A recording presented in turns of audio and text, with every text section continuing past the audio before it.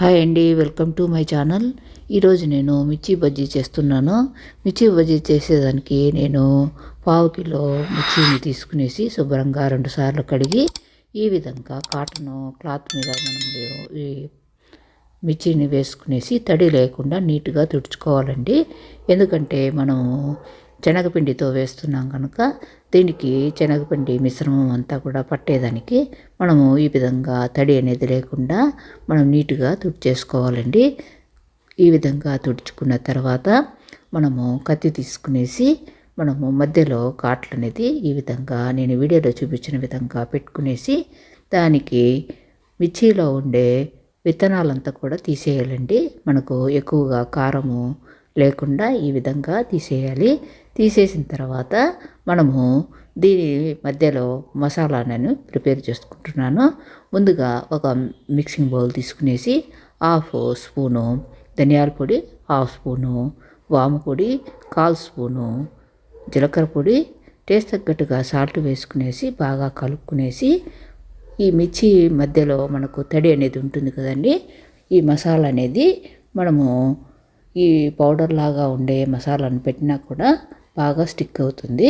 ఈ విధంగా నేను వీడియోలో చూపించిన విధంగా నీట్గా మిర్చికి మధ్యలో మనము కాట్లు అనేది పెట్టుకున్నాం కదండి. ఆ కాట్ల మధ్యలో ఈ విధంగా మసాలానంతా కూడా పూసేసుకునేసి పక్కన పెట్టుకోవాలి.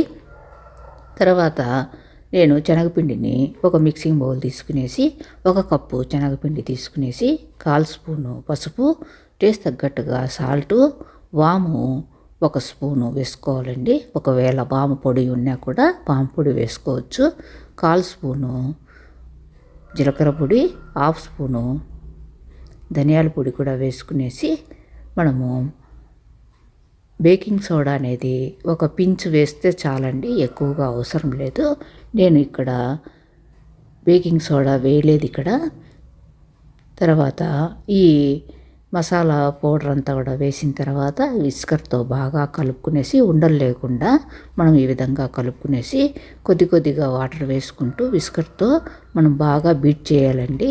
ఇలాగా మనము బీట్ అనేది చేయటం వలన దీంట్లో ఎయిర్ గ్యాప్స్ అనేది లేకుండా బాగా వస్తుంది ఈ పిండి కలపడంలో. తర్వాత ఒక పించ్ అనేది బేకింగ్ సోడా వేస్తున్నా చూడండి. వేసుకున్న తర్వాత వాటర్ అనేది ఎక్కువగా వేయకుండా కొద్దిగా వేసుకుంటూ మీడియంగా కలుపుకోవాలండి. ఎక్కువ సాఫ్ట్గా కలుపుకుంటే మనకు ఈ మిర్చికి అనేది ఈ మసాలా అనేది పట్టదు. కనుక మనము మీడియంగా కలుపుకుంటే మనకు ఈ మిర్చికి ఈ శనగపిండి మిశ్రమం అంతా కూడా నీట్గా దానికి కోటింగ్ లాగా వస్తుంది.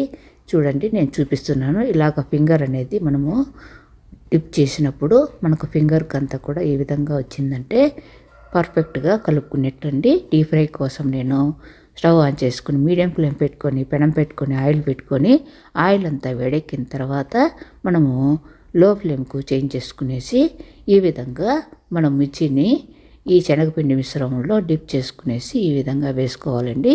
వేసుకున్న తర్వాత మనము చిల్లులు గంటతో దానిపైన ఆయిల్ అనేది మనము డ్రాప్ చేస్తూ ఈ విధంగా వేగనిచ్చుకోవాలి. చాలా ఈజీగా చేసుకోవచ్చు. తప్పకుండా ట్రై చేయండి. ఇంకా మన ఛానల్కి సబ్స్క్రైబ్ చేయకుంటే తప్పకుండా సబ్స్క్రైబ్